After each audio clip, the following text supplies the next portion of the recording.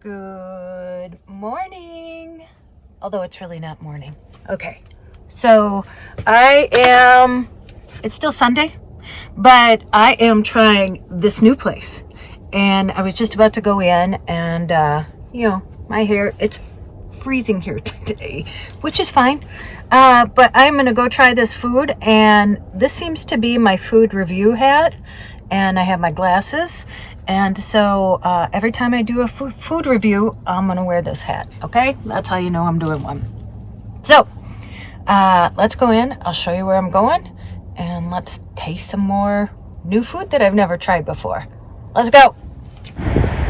Okay, this is where I'm at. Crazy About Crawfish Cajun Cafe. And it also has, it has alligator bites. Ooh, let's try the alligator here. Boiled crawfish and hot boudin.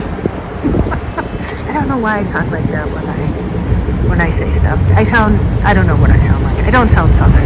Anyway, let's try it. Okay, I never tried crawfish before. She just showed me how to pull the tail off and then eat it. Never eaten anything that, well, I usually don't, that can look back at me. So, let's see. This is so good.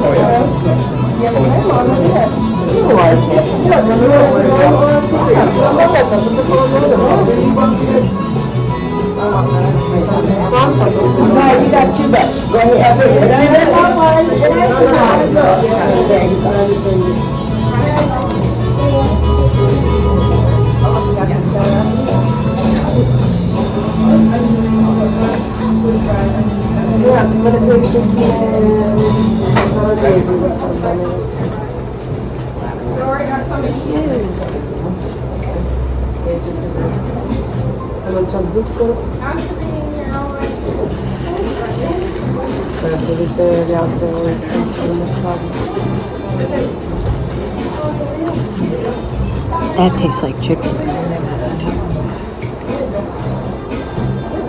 I got alligator coming. Okay, gator bites.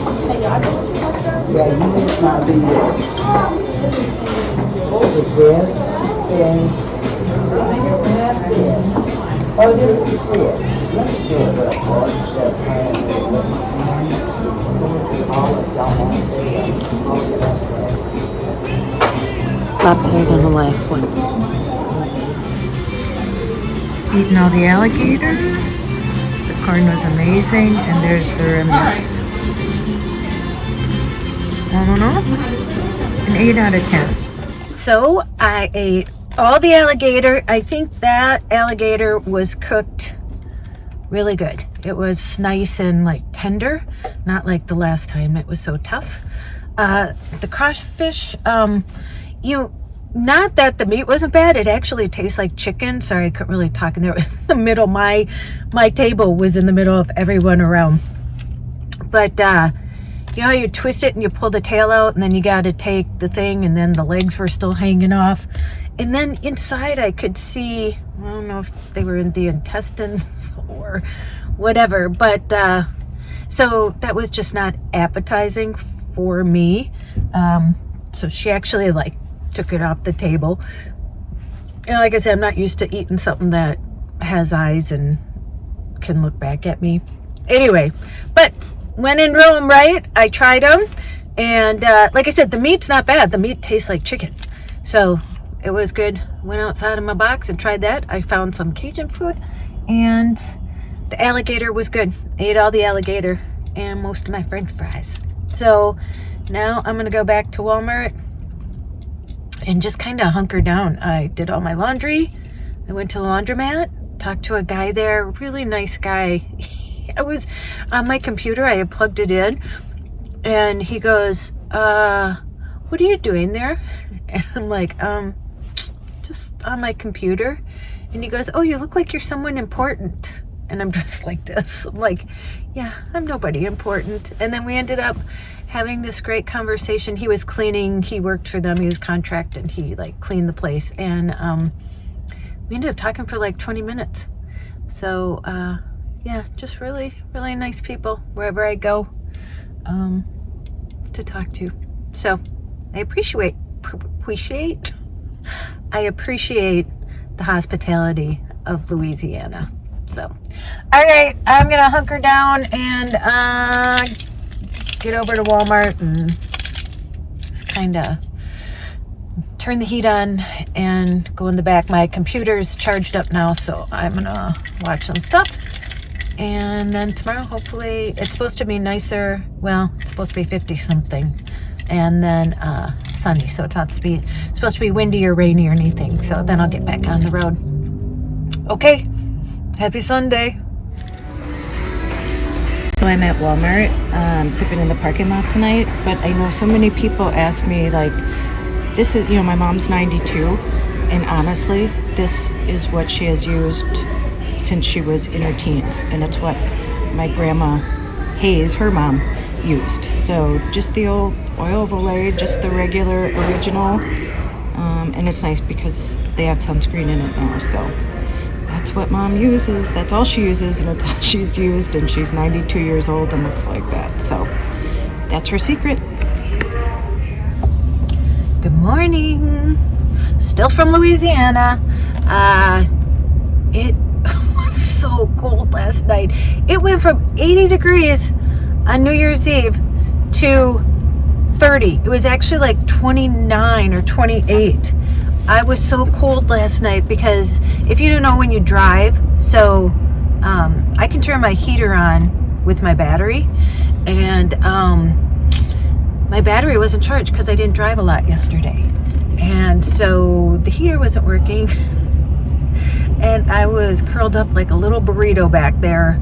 And then this morning I turned on the car, the van, and put the heater on full blast up here, and then put it on back there.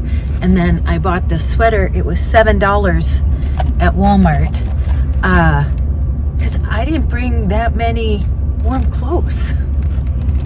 So yeah, I got a new $7 sweater, which is nice, and I'll need it anyway when I go back home to Minnesota, because I kind of got rid of all my, like, cute winter clothes. Okay, there's a guy sweeping up right next to me here. Okay, I'm at a Pilot. I have some garbage to dump here, to throw away. Oh, he's right in front of my car. Okay. Anyway, so I'm gonna go in and then hit the road. So I'll let you know. He's still there. Good morning. I'll let you know how the day goes. Okay. See you soon.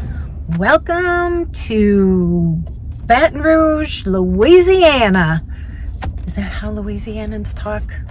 Forgive me if I do try and do accents, because I don't know, they all sound Southern for some reason. Doesn't matter what accent I try and do, it all sounds Southern.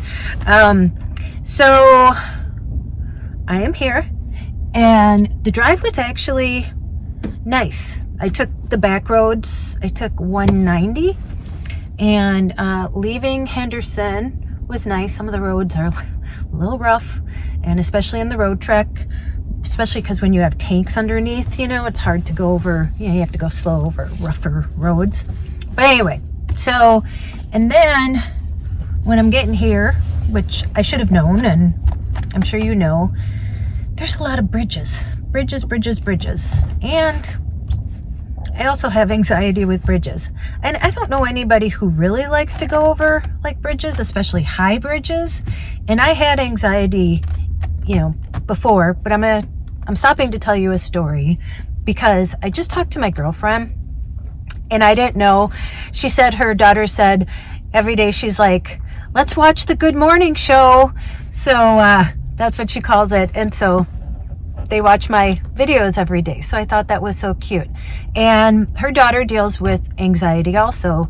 So she said that it helps to explain to her that a lot of people deal with anxiety, and but they said, you know, Tracey's doing it.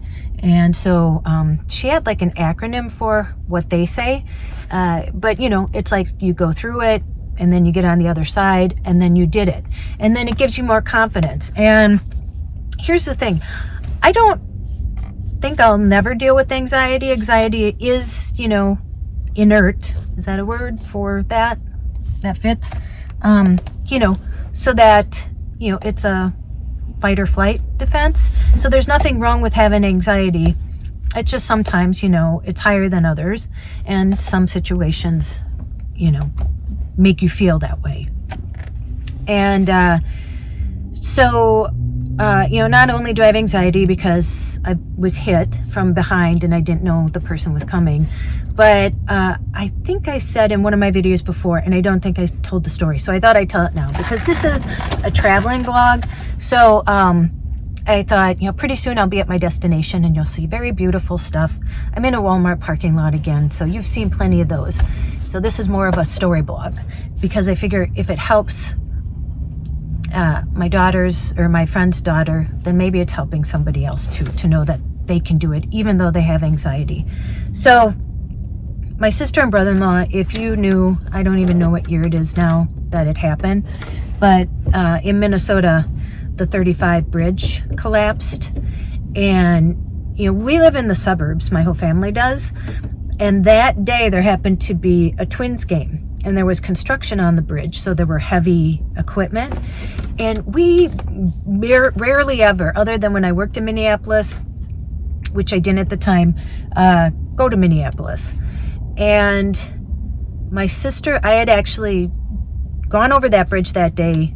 Jessie was young, like 4, maybe 3.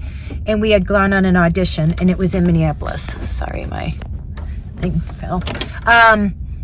And so we had gone over it that day and then come back. And then my sister and brother-in-law, my oldest sister, they were going to the Twins game. And now you're crooked. Sorry. They were going to the Twins game. So you have to go over the bridge to get to the Twins game. So they were driving. And I think that, oh yes it is. You know how I have it MacGyver taped? Well, it's warm and the tape is coming off. So,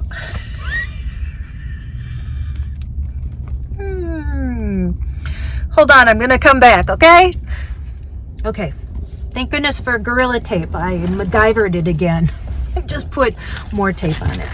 So anyway, so they were crossing the bridge and there was a line because there was construction. And then there were a lot of people on the bridge because it was, what do you call it? Rush hour traffic too. People were trying to leave Minneapolis. And so they were on the bridge and it collapsed. The whole middle just fell. And actually a girl I played softball with for years, we called her Ba. Her brother was on the bridge and he passed away. But they were on the bridge. And so the bridge, they were like kind of at the beginning of one of the sides of the bridge, and the bridge collapsed in the middle, and then the side like broke in half, and they started sliding down the bridge, and they were sure that they were going over, they said. And so the car was sliding. And then all of a sudden, they said it stopped because it was sliding like at an angle, and it hit like the, you know, the side of the bridge. And so they said, looked at each other and just like opened the doors and jumped out and started running. And they started running back towards, you know, land, but the bridge had cracked in half. And so people were telling them, you know, you can't come back here because they couldn't get over that part. So they actually had to jump over, there was like a concrete, you know, median in between, and they had to jump over that.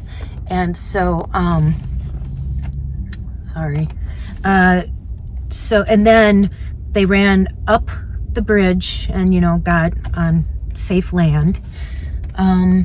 you know, and then like the paramedics started coming and stuff, and they said that they got there and they sat down and people were like saying, do you need help? And they weren't physically hurt, so they were like, no, go help other people. There was actually a bus on the bridge that was on there, and you know, just a crazy scene.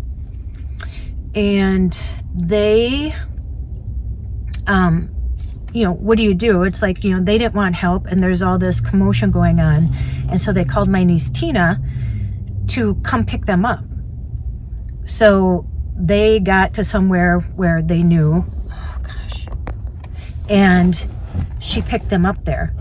And so then they get home, and you know, so here's this thing. You're on this bridge, you think you're gonna die, and then all of a sudden you get picked up because you're not physically hurt, and then you're at home. And my sister was dealing a lot with PTSD from that, like at the time and like right after. My brother-in-law, on the other hand, he was a police officer for over 25 years. He was retired, and you know, he's seen lots of things. And I think he, you know, held it together, especially because my sister, you know, was falling apart. And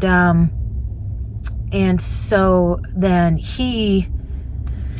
it didn't happen for him until, you know, months later. Oh, jeepers. It's just really hot here. I'm in the sun and it's melting it. And so he didn't deal with that till months later, but that came on. So it was a really hard transitional time.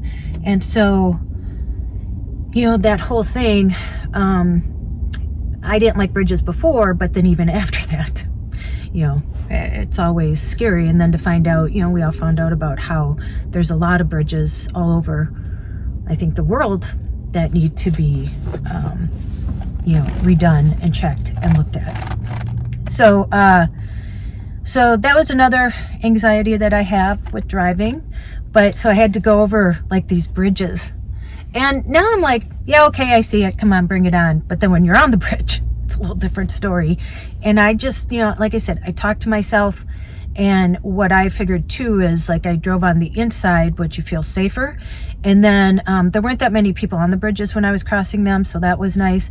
And then I let like the trucks pass me by on the right side. So they didn't have to like come and pass me.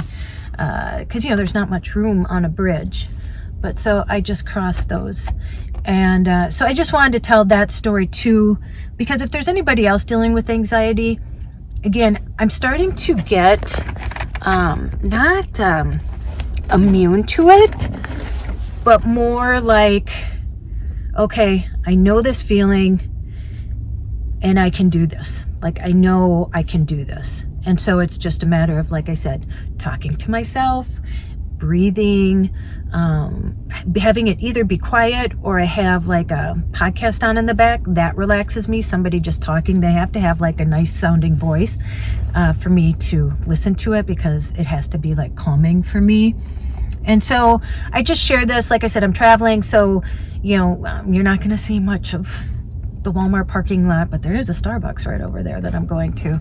And so I just want you to know that, and maybe if it helps somebody to know that you can get through it. Oh, and Jim, I don't know if you remember me saying I was calling those places to get cognitive behavioral therapy, CBT, and I called Jim. Oh my goodness, you're just going to keep like going like this when I'll fix it after I'm done here. And Jim called me just yesterday and said, or 2 days ago, Friday, and said, you had left a message. She said, I just had to look it up because I said I was traveling, and the other people didn't call me back or they were full. And he said that he checked the laws and he can't counsel me because he's in Minnesota and I'm traveling. But if I was in Minnesota and he was in Florida or wherever, he could do it. So, I mean, I don't know. I want somebody in Minnesota, because then when I do go back, that I want to actually go in and see them. And it has to do with Zoom. So he said the laws have been changing a lot lately. I'm just going to take you off. Okay, I'm just holding you. So he said that the laws have changed a lot lately, and then that's just how it is. So, I'll look into that more when I go back. So yeah, I just wanted to, I don't know, tell you a story and just let you know that I don't think anxiety isn't something that you can or should get rid of. But if you have anxiety in certain situations, if you like kind of immerse yourself in those situations, and like I said, you know, I know I can get through it because now I've done it quite a few times, that it's a lot better. I'm still anxious, but I know I can do it.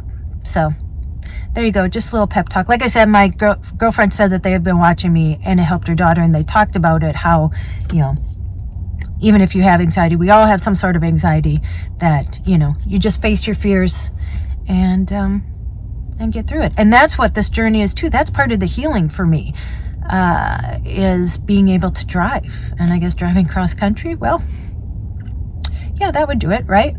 Or we'd hope.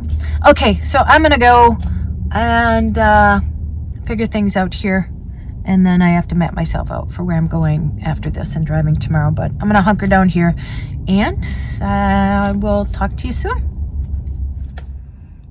Good morning from the Walmart parking lot. Yeah, it was a pretty quiet night. Fine.